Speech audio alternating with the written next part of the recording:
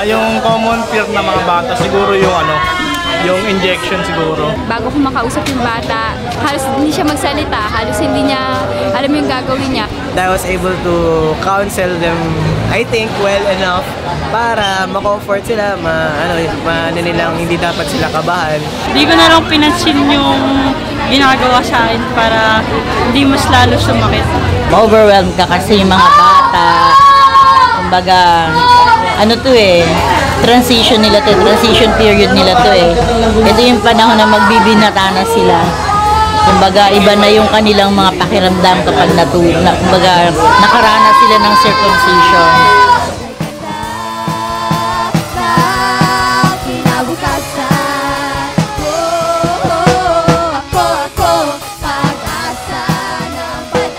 With the church, maayos yung church eh. May specific task bawat isa, tapos may tumutulong din sa amin dito, which is maganda ang partnership siya. Barangay tsaka Cherry Mobile, maganda din ang partnership. Ibang barangay pumunta rito, inikutan sila para malaman nila tong Operation Tulin.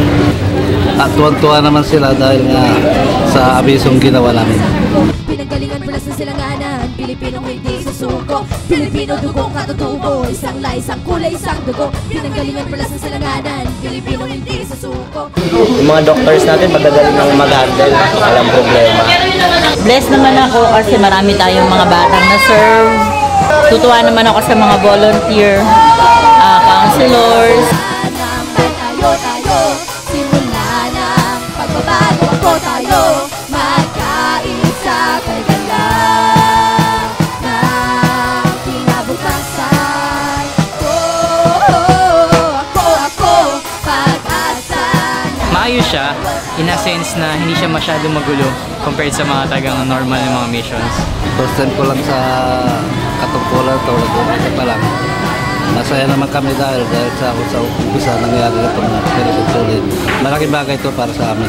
Dati ayoko magpa-participate sa mga gantong klaseng bagay kasi dati tingin ko dito is a waste of time. Pero yun, dahil na-experience ko na ito lahat-lahat, saya ng experience.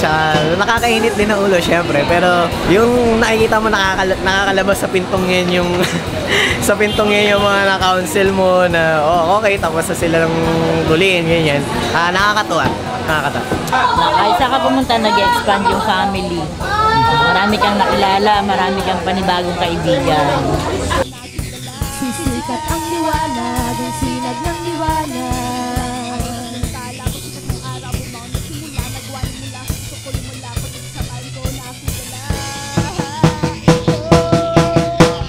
Ako, pag-asa ng tayo, simula ng pagbabago. Ako tayo.